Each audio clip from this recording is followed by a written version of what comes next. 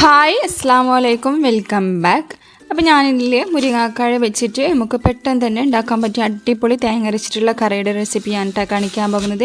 അപ്പോൾ നമുക്ക് സിമ്പിളായിട്ട് 5 മിനിറ്റ് കൊണ്ട് തന്നെ ഈ കറി റെഡിയാക്കി എടുക്കാൻ പറ്റും. ഉച്ചയുടെ ഊണിൻ്റെ കൂടെയൊക്കെ അടിപൊളി കോമ്പിനേഷനാണ് കേട്ടോ. ഈ ഒരു മുരിങ്ങാക്കായ മാത്രം വെച്ചിട്ടാണ് ഇപ്പോൾ കറി റെഡിയാക്കി എടുക്കുന്നത്. അപ്പോൾ വീഡിയോയിലേക്ക് കടക്കുന്നതിന് മുമ്പ് ആരെങ്കിലും എൻ്റെ ചാനൽ ആദ്യമായി കാണുന്നവരുണ്ടെങ്കിൽ ഇപ്പോൾ തന്നെ സബ്സ്ക്രൈബ് ചെയ്യാത്തവരുണ്ടെങ്കിൽ പ്ലീസ് ഒന്ന് സബ്സ്ക്രൈബ് ചെയ്ത് സപ്പോർട്ട് ചെയ്യുക. അപ്പോൾ കണ്ടല്ലോ, മുരിങ്ങക്കായ ക്ലീൻ ചെയ്യാൻ അറിയാത്തവരാണെങ്കിൽ ഇതുപോലെ ചെയ്തെടുക്കട്ടെ. ആ ഒരു ഓവർ ഡാർക്കായിട്ടുള്ള ഗ്രീൻ പോർഷൻ ഉണ്ടല്ലോ, അത് ഇതുപോലെ കത്തി വെച്ചിട്ട് നമുക്ക് ക്ലീൻ ആക്കി കൊടുക്കണം. അതിന് ശേഷം ഒരു 2 ഇഞ്ചോളം വലുപ്പത്തിൽ ഇതുപോലെ കട്ട് ചെയ്തിട്ടെടുക്കുക. അപ്പോൾ അതൊക്കെ എല്ലാവർക്കും അറിയുന്നതായിരിക്കും, അതുകൊണ്ടാണ് ഞാൻ ഡീറ്റെയിൽ ആയിട്ട് കാണിക്കാത്തത്. ഇനി കാണാത്തവരുണ്ടെങ്കിൽ ഇതുപോലെ ഒന്ന് കട്ട് ചെയ്ത് നോക്കുക. അപ്പോൾ ഞാനിപ്പോൾ മൊത്തമായിട്ട് ഒരു 3 വലിയ സൈസിലുള്ള മുരിങ്ങക്കായ എടുത്തിട്ടുണ്ടായിരുന്നു. അപ്പോൾ അത് മുഴുവനായിട്ട് തന്നെ കട്ട് ചെയ്തെടുത്തിട്ടുണ്ട്. അപ്പോൾ ഈ ഒരു കട്ടിങ്ങൊക്കെ സിമ്പിളാണ് കേട്ടോ. അറിയാത്തവരുണ്ടെങ്കിൽ ഇന്ന് കമൻറ്റ് ചെയ്യുക. ഞാനിപ്പോൾ മൺചട്ടിയിലാണ് റെഡിയാക്കി എടുക്കുന്നത്. അപ്പോൾ ആ മൺചട്ടിയിലേക്ക് ഒരു വലിയ സൈസിലുള്ള തക്കാളി എടുത്തിട്ടുണ്ട്. ഏകദേശം ഒരു 8 പച്ചമുളക് തീരെ എരിവ് ഇല്ലാത്ത പച്ചമുളകാണ് കേട്ടോ കയ്യിലുള്ളത്. അതുകൊണ്ട് 8 എടുത്തിട്ടുണ്ട്. അപ്പോൾ എരിവിനനുസരിച്ച് നിങ്ങൾ എണ്ണത്തിലൊക്കെ മാറ്റം വരുത്താം. ഇനി തക്കാളി നമുക്ക് വഴറ്റിയെടുക്കേണ്ട ആവശ്യമൊന്നുമില്ല. ഇതുപോലെ കുഞ്ഞു പീസാക്കിയിട്ട് വേണം നമുക്ക് അരിഞ്ഞെടുക്കാൻ. അപ്പോൾ തക്കാളി എടുക്കുമ്പോൾ അത്യാവശ്യം പഴുത്ത തക്കാളി തന്നെ എടുക്കാനായിട്ടും ശ്രദ്ധിക്കണം കേട്ടോ. അപ്പോൾ ഇതുപോലെ ചെറിയ പീസാക്കിയിട്ട് കട്ട് ചെയ്തിട്ട് അതിലേക്ക് ചേർത്ത് കൊടുക്കാം. ഇനിയിപ്പോൾ അതിൻ്റെ കൂടെ തന്നെ ആ പച്ചമുളകും കൂടെ ഇതുപോലെ കീറിയിട്ട് ചേർത്ത് കൊടുക്കുകയാണ്. ഇനിയിപ്പോൾ ഞങ്ങളുടെ കയ്യിൽ കാന്താരി മുളക് ഉണ്ടല്ലോ, അതുണ്ടെങ്കിൽ ആ തേങ്ങ അരച്ച് കൊടുക്കുന്ന സമയത്ത് മിക്സിയുടെ ജാറിലിട്ട് അരച്ചെടുത്താൽ മതി. അപ്പോൾ ഒരു പ്രത്യേക ഒരു ടേസ്റ്റാണ് കേട്ടോ. ഇനിയിപ്പോൾ ഇല്ല മുരിങ്ങാക്കായ പരിപ്പ് ചേർത്തിട്ടും കറി ഉണ്ടാക്കും കേട്ടോ. ഞാനിപ്പോൾ പരിപ്പൊന്നും ചേർത്തിട്ടില്ല, മുരിങ്ങാക്കായ മാത്രം ഉപയോഗിച്ചിട്ടാണ് കറി റെഡിയാക്കി എടുക്കുന്നത്. ഇനി പരിപ്പ് ചേർത്തിട്ടുള്ള കറി പിന്നീട് അപ്ലോഡാക്കി തരാം. ഇനിയിപ്പോൾ അതിലെ കൂടെ തന്നെ മുരിങ്ങാക്കായ കഴുകിയിട്ട് അതും ചേർത്ത് കൊടുത്തിട്ടുണ്ട്. ഇനി അതിലേക്ക് ഒരു 3 കുരുവോളം പുളി കണ്ടല്ലോ, ഇത്ര മാത്രമേ എടുത്തിട്ടുള്ളൂ, അതും കൂടെ അതിലേക്ക് ഇട്ട് കൊടുക്കുക.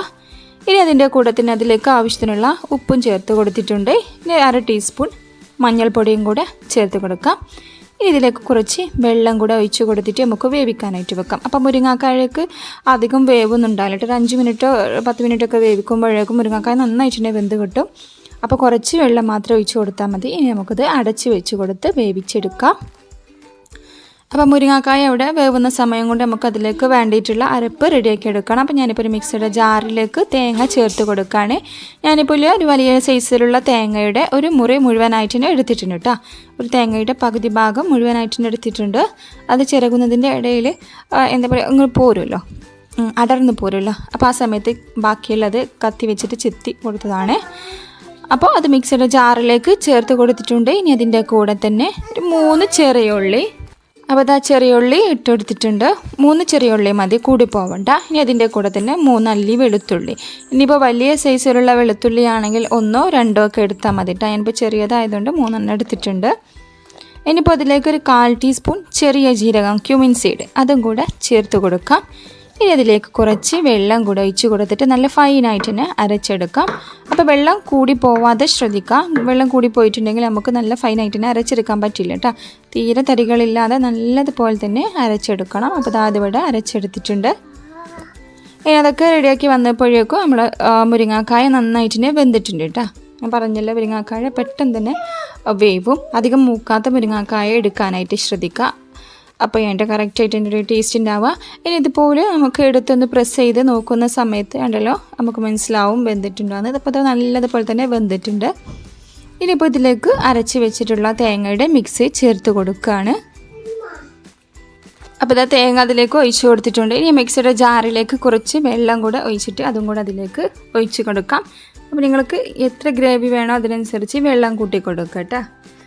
എന്ന് കരുതി ഓവർ വെള്ളം ഒഴിച്ച് കൊടുത്തിട്ട് ഓവർ ലൂസാക്കിയിട്ട് എടുക്കരുത്. അപ്പോൾ കറക്റ്റായിട്ട് ടേസ്റ്റ് ഒന്നും ഉണ്ടാവില്ല. ഇനിയിപ്പോൾ ഇത് ജസ്റ്റ് ഒന്ന് തിള വരുന്ന സമയത്ത് നമുക്കിത് ഓഫാക്കി കൊടുക്കാം. അപ്പോൾ ഞാനില്ലേ ചെയ്യുന്ന സമയത്ത് നല്ലതുപോലെ തന്നെ മഞ്ഞ കളറൊക്കെ ഉണ്ടായിരുന്നു കേട്ടോ. ഇപ്പോൾ വീഡിയോ എഡിറ്റ് ചെയ്യുന്ന സമയത്ത് ശ്രദ്ധിച്ചപ്പോഴാണ് ക്യാമറയിൽ അധികം കളറില്ലാത്ത പോലെ ഫീൽ ചെയ്യുന്നുണ്ട്. അപ്പം മഞ്ഞൾപ്പൊടി കുറവുണ്ടെങ്കിൽ കുറച്ച് ചേർത്ത് കൊടുക്കുക. ഇതിപ്പോൾ എൻ്റെ ക്യാമറയുടെ പ്രശ്നമാണ്, അധികം കളറ് എടുത്ത് കാണിക്കാത്തത്. അത്യാവശ്യം മഞ്ഞ കളറിൽ തന്നെ കറി റെഡി ആയിട്ടുണ്ടാകും. ഇനിയിപ്പോൾ അതിലേക്ക് ഉപ്പ് കുറവാണെന്ന് തോന്നിയപ്പോൾ ഞാനിപ്പോൾ കുറച്ച് ഉപ്പ് കൂടെ ഇതിലേക്ക് ചേർത്ത് കൊടുത്തിട്ടുണ്ടായിരുന്നു. അതിന് നന്നായിട്ട് തന്നെ ഒന്ന് മിക്സാക്കി കൊടുക്കുകയാണ്. ഇപ്പോൾ ഇത് ടേസ്റ്റ് നോക്കിയപ്പോൾ തീരെ എരിവ് കുറവാണ് കേട്ടോ. ഞാനിപ്പോൾ ഇട്ടിട്ടുള്ള പച്ചമുളക് സത്യം പറഞ്ഞാൽ 8 പച്ചമുളക് വരെ ഇട്ടിട്ടുണ്ട്. പക്ഷെ തീരെ എരിവില്ലാത്ത പച്ചമുളകായിരുന്നു. അപ്പോൾ തീരെ എരിവില്ലാഞ്ഞാൽ കറി എത്ര ടേസ്റ്റ് ഉണ്ടാവില്ല. അപ്പോൾ അതുകൊണ്ട് ഞാനിപ്പോൾ 1/2 ടീസ്പൂൺ മുളക് പൊടി ചേർത്ത് കൊടുത്തിട്ടുണ്ട്. ഇപ്പോൾ മുളക് പൊടി ചേർത്ത് കൊടുക്കണ്ട. മുളക് പൊടി ചേർത്ത് കൊടുത്താൽ ഞാൻ അതിൻ്റെ ആ ഒരു ടേസ്റ്റ് തന്നെ മാറിപ്പോവും. അതുകൊണ്ട് മാക്സിമം പച്ചമുളക് ചേർത്ത് കൊടുക്കാനായിട്ട് ശ്രദ്ധിക്കുക. ഞാനിപ്പോൾ തീരെ എരിവ് കുറവായതുകൊണ്ട് കുറച്ച് മുളക് പൊടി ചേർത്ത് കൊടുത്തതാണ്.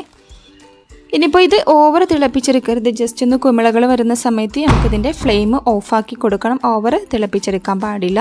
അപ്പോൾ തേങ്ങ പിരിഞ്ഞു പോയ മാതിരി ഒരു ഫീലിംഗ് ഉണ്ടാവും കേട്ടോ. അപ്പോൾ ജസ്റ്റ് ഒന്ന് കണ്ടല്ലോ, ഇതുപോലെ ബബിൾസൊക്കെ വരുന്ന സമയത്ത് നമുക്കിതിൻ്റെ ഫ്ലെയിം ഓഫാക്കി കൊടുക്കാം. ഇത്ര മതി. ഇതിൻ്റെ ഫ്ലെയിം ഓഫാക്കിയിട്ട് നന്നായിട്ട് ഒന്ന് മിക്സാക്കി കൊടുക്കുക. അപ്പോൾ ഇത്ര പണിയുള്ളൂ കേട്ടോ. കറി ഇവിടെ റെഡി ആയിട്ടുണ്ടെങ്കിൽ ഇതിലേക്കൊന്ന് താളിച്ചൊഴിച്ച് കൊടുക്കേണ്ട പണി മാത്രമേ ഉള്ളൂ. സിമ്പിളല്ലേ ചെയ്തെടുക്കാൻ. നമുക്ക് ഒന്നും വഴറ്റിയെടുക്കേണ്ട ആവശ്യമൊന്നുമില്ല. പെട്ടെന്ന് തന്നെ റെഡിയാക്കി എടുക്കാനായിട്ട് പറ്റും.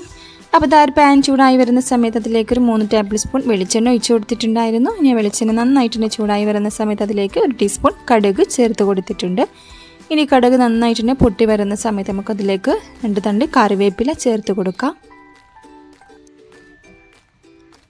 അപ്പോൾ ഇതാ കറിവേപ്പിലയും കൂടെ ചേർത്ത് കൊടുത്തിട്ടുണ്ട്. ഇതിൻ്റെ ഫ്ലെയിം ഓഫാക്കിയിട്ട് ചൂടോടുകൂടെ തന്നെ കറിയിലേക്ക് ഒഴിച്ച് കൊടുക്കാം. ഇനി നന്നായിട്ട് തന്നെ ഒന്ന് മിക്സാക്കി കൊടുക്കാം. കണ്ടല്ലോ, അപ്പോൾ അത്യാവശ്യം തിക്കായിട്ടുള്ള ഗ്രേവിയിൽ തന്നെയാണ് ഞാനിപ്പോൾ ഇത് ഉണ്ടാക്കിയിട്ടുള്ളത്. അപ്പോൾ ഇനി ഓവർ തിക്കായി തോന്നുകയാണെങ്കിൽ കുറച്ച് ചൂടുള്ള വെള്ളം ഒഴിച്ച് കൊടുത്താൽ മതി കേട്ടോ. ഞാനിപ്പോൾ ഇത്ര മാത്രമേ ചെയ്യുന്നുള്ളൂ. ഇനി ഒരു ബൗളിലേക്ക് മാറ്റി കൊടുക്കുകയാണ്. അപ്പോൾ ഇനി മുരിങ്ങാക്കായൊക്കെ കിട്ടുന്ന സമയത്ത് 5 മിനിറ്റ് കൊണ്ട് തന്നെ നമുക്ക് ഈ കറി റെഡിയാക്കി എടുക്കാൻ പറ്റില്ല. പെട്ടെന്ന് തന്നെ ചെയ്ത് നോക്കുക. നല്ല ടേസ്റ്റാണ് കേട്ടോ. ചോറിൻ്റെ കൂടെ ഒക്കെ ആയാലും നല്ല ടേസ്റ്റാണ്. അപ്പോൾ സിമ്പിളായിട്ടുള്ള റെസിപ്പി എല്ലാവരും ട്രൈ ചെയ്ത് നോക്കുക. എന്നിട്ട് അതിൻ്റെ ഫീഡ്ബാക്കൊക്കെ അറിയിക്കുക. വീഡിയോ ഇഷ്ടപ്പെട്ടാൽ ലൈക്ക് ചെയ്യാനും ഷെയർ ചെയ്യാനും കമൻറ്റ് ചെയ്യാനും മറക്കരുത്. സബ്സ്ക്രൈബ് ചെയ്യാതെ ആരെങ്കിലും കാണുന്നവരുണ്ടെങ്കിൽ പ്ലീസ് ഒന്ന് സബ്സ്ക്രൈബ് ചെയ്ത് സപ്പോർട്ടും കൂടെ ചെയ്യുക. പുതിയ വീഡിയോയുമായി വീണ്ടും വരാം. അതുവരെ താങ്ക്സ് ഫോർ വാച്ചിങ്. ബൈ.